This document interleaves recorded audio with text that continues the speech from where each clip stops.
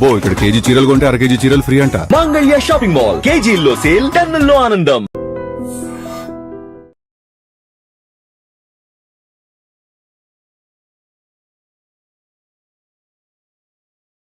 ఒక విషయము ఈరోజు చాలా స్పష్టంగా, ఎందుకంటే చాలా సందర్భాల్లో బీజేపీ లీడర్షిప్ ఢిల్లీలో ఉన్నటువంటి కేంద్రంలో ఉన్నటువంటి బీజేపీ నాయకులు కానివ్వండి, లేదా కొంతమంది సెంట్రల్ మినిస్టర్లు కానివ్వండి, సోనియా గాంధీ గారి గురించి, రాహుల్ గాంధీ గారి గురించి, వారి కుటుంబాన్ని గురించి చాలా సందర్భాల్లో అనేక సార్లు లేని ఉన్నట్టుగా మాట్లాడడము. ఎంతసేపు రాహుల్ గాంధీ గారి కుటుంబము, సోనియా గాంధీ గారు వారి అత్తమామల మీద, వాళ్ళ మామల మీద, వాళ్ళ కుటుంబం మీద బురద జల్లే కార్యక్రమాన్ని సెంట్రల్ బీజేపీ కమిటీ ప్రయత్నాలు చేస్తూనే ఉన్నారు, కుట్రలు చేస్తూనే ఉన్నారు. ఒక రకంగా ఏ రకంగా వాళ్ళని ఇబ్బంది పెట్టాలనే ప్రయత్నాలు కూడా వాళ్ళు చేస్తున్నారు. ఈడీ డిపార్ట్మెంట్ ద్వారా మనకందరూ కూడా తెలిసిన విషయమే. కానీ ఇప్పుడున్న జనరేషన్ చాలామంది తెలియదు. ఎందుకంటే కొన్ని సంవత్సరాలు గడిచిపోయిన తర్వాత సహజంగా చాలామందికి చరిత్ర పట్ల కొంత తెలుసుకోవడం తప్పని నేను అంటలేను, కానీ చెప్పేవాళ్ళు ఉంటే తెలుస్తుంది. అందుకే నేను ఈరోజు కొన్ని విషయాలు నేను చెప్పడం జరుగుతుంది. చాలా సందర్భాల్లో గాంధీ భవన్ మీడియా ద్వారా అనేక సార్లు పలుమార్లు మేము చెప్తూనే ఉన్నాం. ఈ దేశానికి స్వాతంత్రానికి ముందు, స్వాతంత్రం వచ్చిన తర్వాత ఈ దేశానికి ఆ కుటుంబం ఆస్తి, వాళ్ళకున్న ఆస్తులు దారాదత్తం చేసిరు. దేశ ప్రజల కోసము ప్రాణ త్యాగాలు చేసిరు. ప్రధానమంత్రులుగా ఉండి అనేక దేశ ప్రజల భద్రత, దేశ ప్రజల ఆహార భద్రత, దేశ ప్రజల రక్షణ భద్రత, దేశ ప్రజల తరతరాల భవిష్యత్తు భద్రత, ఇన్ని భద్రతలతో కూడుకున్న పరిపాలన రాహుల్ గాంధీ గారి యొక్క కుటుంబం ఆనాటి నుంచి ఈనాటి వరకు చేస్తూనే ఉన్నారు ఈ భూమి మీద. అయినా బీజేపీ నాయకత్వం ఎప్పుడు బురద తలుతూనే ఉన్నది. ఎన్ని చేసినా, ఎన్ని త్యాగాలు చేసినా, త్యాగాల చరిత్ర లేని బీజేపీ, త్యాగాల చరిత్రతో కూడుకున్న రాహుల్ గాంధీ, సోనియా గాంధీ వాళ్ళ కుటుంబము, ఇందిరాగాంధీ వాళ్ళ కుటుంబము మీద వాళ్ళు ఏదో రకంగా బురద తలుతూనే ఉన్నారు. ఇది చాలా బాధ అనిపిస్తున్నది, బాధాకరమైన అంశం.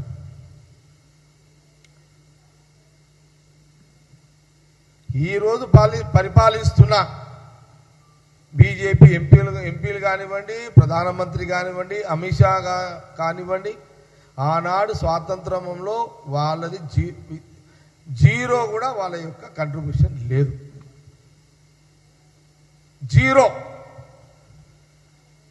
ప్రధానమంత్రి లేకపోతే అమిత్ షా లేదా బీజేపీ ఇప్పుడున్న సెంట్రల్ మినిస్టర్ల వాళ్ళ తల్లిదండ్రులకు అడిగితే వాళ్ళు చెప్తారు ఏమని, ఆనాడు మహాత్మా గాంధీ, జవహర్లాల్ నెహ్రూ, మోతీలాల్ నెహ్రూ వారి త్యాగాలు, వాళ్ళ ఆస్తుల త్యాగము వాళ్ళ తల్లిదండ్రులకు తెలుసు. అయినా కొంత రాజకీయ స్వలాభం కోసము, రాజకీయ వాళ్ళు ఎదగడానికి, వాళ్ళు జీవించడానికి, వాళ్ళు రాజకీయంగా బతకడానికి ఈరోజు సోనియా గాంధీ మీద బురద జల్లే కార్యక్రమం చేస్తున్నారు. ధర్మం అంటారు, వేదాలు మాట్లాడతారు, శాస్త్రాలు మాట్లాడతారు బీజేపీ నాయకులు. ధర్మం గురించి బాగా గొప్పగా మాట్లాడుతారు మాటలు వీళ్ళు. ధర్మం గురించి మాట్లాడే బీజేపీ నాయకులారా, శాస్త్రాలు చెప్పే బీజేపీ నాయకులారా, హిందూ సాంప్రదాయము గురించి పెద్ద పెద్ద ఉపన్యాసాలు ఇస్తున్న బీజేపీ నాయకులారా, మీకు తెలియదా వారసత్వాలు ఎట్లుంటాయో? ఈ భారతదేశము మన యొక్క సాంప్రదాయము, భర్త ఒక కులము, భార్య ఒక కులము. భర్త ఒక కులం అయితే భార్య ఏ కులమైనా సరే ఒక ఆడ కూతురు, ఒక ఆడ మనిషి, ఒక మగ ఒక అతన్ని మ్యారేజ్ చేసుకున్న తర్వాత ఈమె ఏ కులమైనా భర్త కులమే అవుతుంది. ఇది చరిత్ర. ఈ జ్ఞానము కూడా వీళ్ళకు లేదు. ఏం మనుషులే వీళ్ళు? మనుషులా వీళ్ళు? వీళ్ళ జ్ఞానాలు ఏ మనుషులు వీళ్ళు? అంటే హిందూ సాంప్రదాయ పద్ధతిలో ఉన్న ఆనాటి నుంచి వాళ్ళు చాలా సందర్భాల్లో చెప్పిన వారిది కాశ్మీర్ పండితులు. రాహుల్ గాంధీ గారు వారి కుటుంబము వారు కాశ్మీర్ పండితులు, బ్రాహ్మణులు అని పదే చెప్తున్నాము. అయినా బీజేపీ నాయకుల తత్వాలు మారతలేవు. వాళ్ళ మూర్ఖత్వం, వాళ్ళకు ఒక కసి, సోనియా గాంధీ గారి మీద, రాహుల్ గాంధీ గారి మీద, వాళ్ళ కుటుంబం మీద ఒక కసి.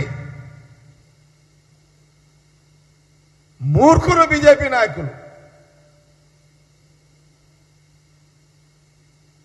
రాహుల్ గాంధీ గారి కుటుంబము కాశ్మీర్ పండితులు, బ్రాహ్మణులు. అదొక చరిత్ర.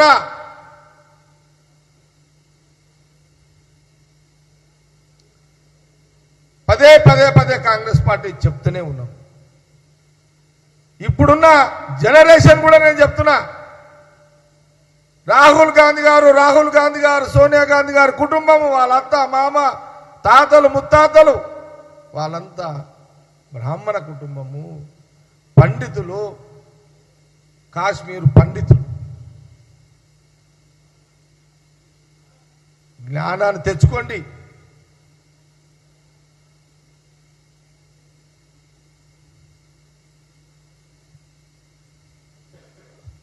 సెంట్రల్ మినిస్టర్ నిన్ననో మొన్ననో మాట్లాడాడు, అది వైరల్ చేస్తున్నారు దాన్ని. అసలు సోనియా గాంధీ గారి ఆమె మ్యారేజ్, ఆమె రాజీవ్ గాంధీ గారిని పెళ్లి చేసుకునే సోనియా గాంధీ గారు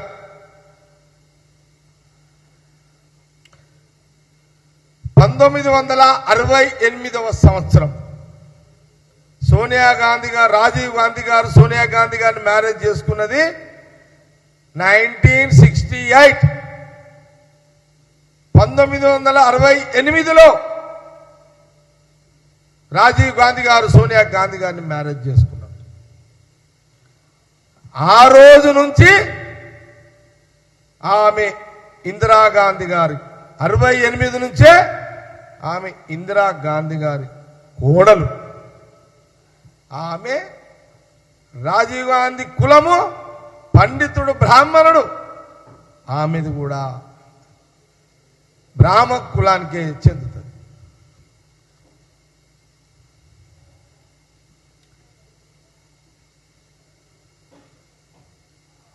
బ్రాహ్మణ కులానికే చెందుతుంది ఆమె.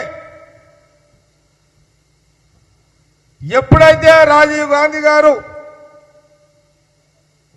సోనియా గాంధీ గారిని 1968 సంవత్సరంలో పెళ్లి చేసుకుందో ఆ రోజు నుంచే ఈ భారతదేశం యొక్క ఇందిరాగాంధీ గారి యొక్క కోడలు, మన భారతదేశం కోడలమే.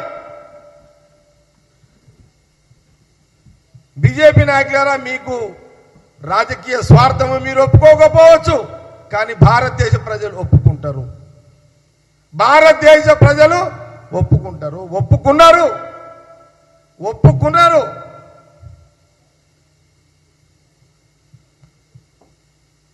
ఆ రోజు నుంచి ఈ దేశం యొక్క సాంప్రదాయాలు, భారతదేశం యొక్క సాంప్రదాయాలు, ఇందిరాగాంధీ గారి యొక్క కుటుంబం సాంప్రదాయాలు, ఈ దేశ ప్రజల యొక్క సాంప్రదాయాలు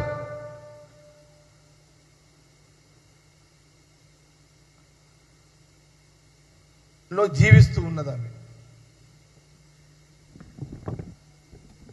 మేము అడుగుతున్న కాంగ్రెస్ పార్టీ, బీజేపీ నాయకులను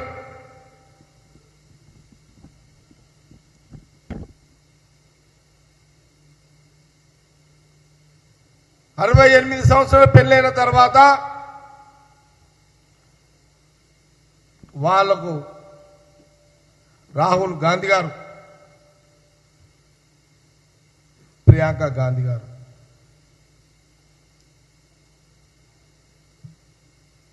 వాళ్ళు పుట్టడం జరిగింది.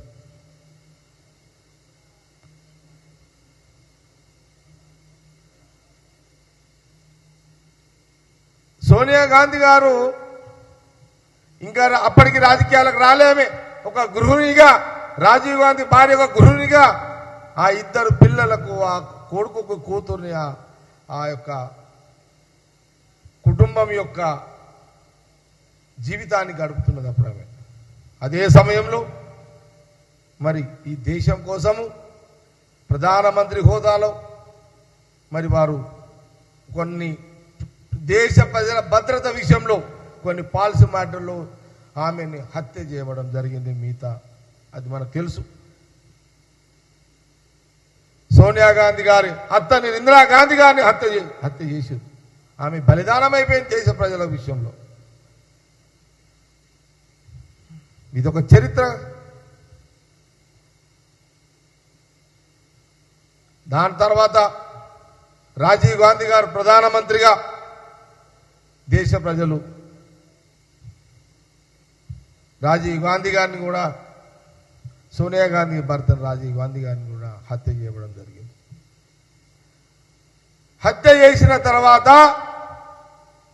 ఆ రోజుల్లో దాదాపు 7 సంవత్సరాలు ఆమె అజ్ఞాత జీవితం గడిపింది ఢిల్లీలో. పిల్లలను చూసుకుంటూ, రాహుల్ గాంధీ గాని, ప్రియాంక గాంధీ గాని వారి యొక్క యోగక్షేమాలు చూసుకుంటూ ఒక తల్లి పాత్ర,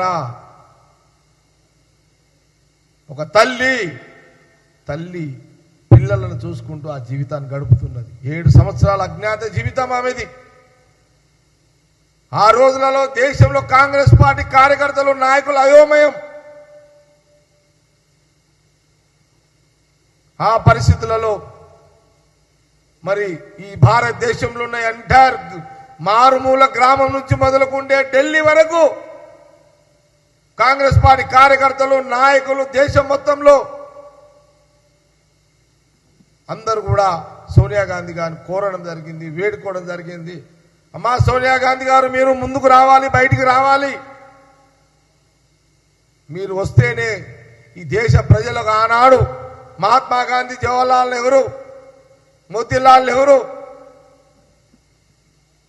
మీ అత్త ఇందిరా గాంధీ గారు, మీ భర్త రాజీవ్ గాంధీ గారు వారి యొక్క త్యాగాలను, వారి యొక్క పరిపాలన మళ్ళీ అందాలి అని అంటే మీరు రాజకీయాలకు రావాలి అని 7 సంవత్సరాల ఆమె తర్వాత ఆమెను వేడుకుంటే అనేక మంది పెద్దలు, కార్యకర్తలు వేడుకున్న తర్వాత వారు నిర్ణయం తీసుకోవడం జరిగింది, రాజకీయాలకు రావడం జరిగింది. అక్కడి నుంచి మొదలైంది ప్రయాణం సోనియా గాంధీ గారిది.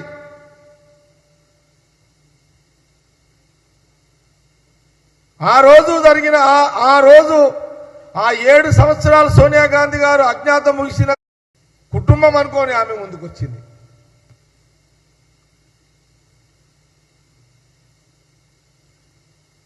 అక్కడి నుంచి మొదలైంది ఆమె రాజకీయ ప్రయాణం సోనియా గాంధీ గారిది.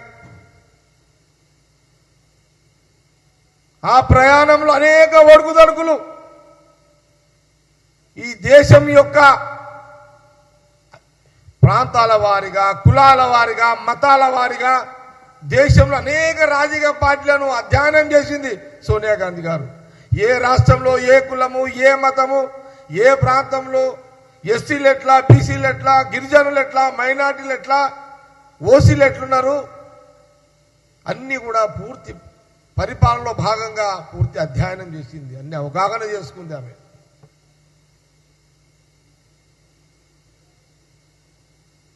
క్రమంగా ఆమె ఆనాడు ఆమెకు ఏఐసిసి అధ్యక్షులుగా కాంగ్రెస్ పార్టీ కార్యకర్తలు, నాయకులు ఏకగ్రీవంగా ఏఐసిసి ఆల్ ఇండియా ప్రెసిడెంట్ గా మీరు ఉండాలమ్మా అని కోరినప్పుడు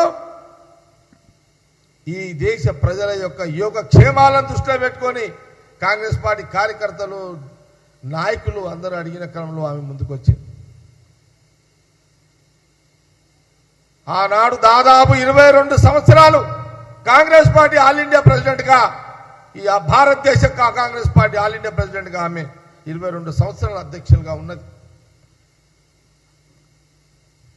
ఆ 22 సంవత్సరాల కాలంలోనే ఈ దేశ ప్రజలు సోనియా గాంధీ గారి నాయకత్వంలో అధికారం ఇచ్చారు. UPA government, UPA chairman Sonia Gandhi గారు. ఆ రోజు కాంగ్రెస్ ఎంపీలు అన్నారు, మిత్రపక్షాలు ఢిల్లీలో అందరూ అన్నారు, సోనియా గాంధీ గారు మీరు ప్రధానమంత్రిగా ప్రమాణ స్వీకారం చేయాలని వారిని కోరడము ఎన్ని కోరికలు, ఎన్నిసార్లు వారు కాంగ్రెస్ పార్టీ ఎంపీలే కాదు, కాంగ్రెస్ పార్టీ కార్యకర్తలే కాదు, ఎంటైర్ మిత్రపక్షాలు కూడా సోనియా గాంధీ గారిని ప్రధానమంత్రిగా ఉండాలని కోరడం జరిగింది. ఇది ఆ రోజు మీడియాలో చరిత్ర అందరూ చూసిరు. ఆ రోజు బీజేపీకి తెలియదా? బీజేపీ నిద్రపోయిందా ఆ టైంలో?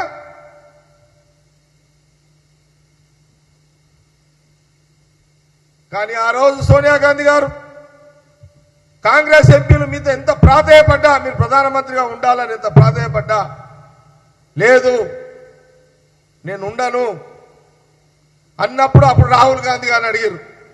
రాహుల్ గాంధీ గారు మీరైనా ప్రధానమంత్రిగా ఉండండి అని, లేదు అని ఒక నిర్ణయం చేసి సోనియా గాంధీ గారు, రాహుల్ గాంధీ గారు అప్పుడే మన్మోహన్ సింగ్ గారిని తీసుకొచ్చి పెట్టారు, ప్రధానమంత్రిగా చేశారు. ఈ రోజులలో గల్లీ కౌన్సిలర్ నాసుడు ఎమ్మెల్యే సీట్ ఇవ్వకపోతే కొట్లాడుతున్నా, నాకు బీఫామ్ ఇవ్వకపోతే నేను ఎవరి గురించి చెప్తలేను, నేనే అడుగుతున్నా, నాకు బీఫామ్ ఇవ్వకపోతే నేనే కొట్లాడతా, నాకు టికెట్ ఎట్లు ఇవ్వని కొట్లాడతా. కానీ ప్రధానమంత్రి యావత్ దేశంలో అందరూ దేశ ప్రజలు సోనియా గాంధీ ప్రధానమంత్రి యాక్సెప్ట్ చేసిర్రు. ఆమె ప్రధానమంత్రి ఉండాలనే ఆ రోజు మెజార్టీ సీట్లు కాంగ్రెస్కి ఇచ్చారు. నాలాంటి వాడు ఎమ్మెల్యే కోసం కొట్లాడి గుంజుకునే రోజులు ఈ రోజులల్లా. కానీ ఒక ప్రధానమంత్రి ఉండాలని దేశ ప్రజలు చెప్పినా కూడా ఆ రోజు సోనియా గాంధీ గారు నేను ఉండను, మన్మోహన్ సింగ్ గారిని పెడతా, నా కొడుకు రాహుల్ గాంధీ కూడా వద్దు, నేను మన్మోహన్ సింగ్ గారిని పెడతా. మంచి నాయకుడు మన్మోహన్ సింగ్ గారు పరిపాలన చేస్తాడు, ఆర్థికంగా ఈ దేశంలో పేద ప్రజలకు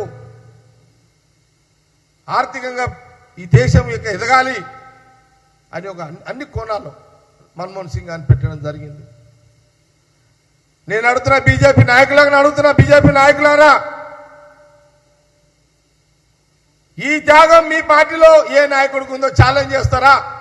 సోనియా గాంధీ గారికి ఉన్న గుణం, వారికి రాహుల్ గాంధీ గారికి ఉన్న గొప్ప గుణం నీ పార్టీలో ఒక్క నాయకుడి కన్నా ఉందని ఛాలెంజ్ చేసే దమ్ము ధైర్యం బీజేపీ నాయకులకు ఉన్నదా అని అడుగుతున్నాను నేను. మీకున్నదా ఆ సత్తా?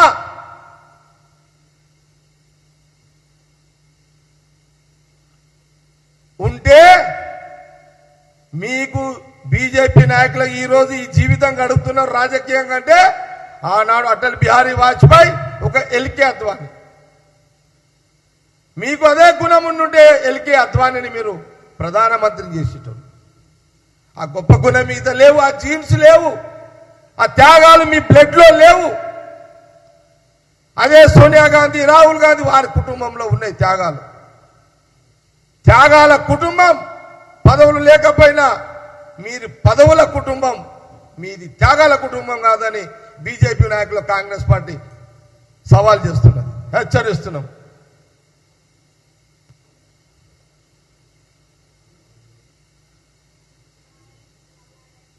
ఉందా మీకు ఆ శక్తి? దీని మీద డిబేట్ కాంగ్రెస్ పార్టీ కార్యకర్తల నాయకులకు త్యాగాల మీద డిబేట్ చేసే సత్తా మీకుందా బీజేపీ నాయకులారా అని గాంధీ భవన్ నుంచి కాంగ్రెస్ పార్టీ మిమ్మల్ని ప్రశ్నిస్తున్నది.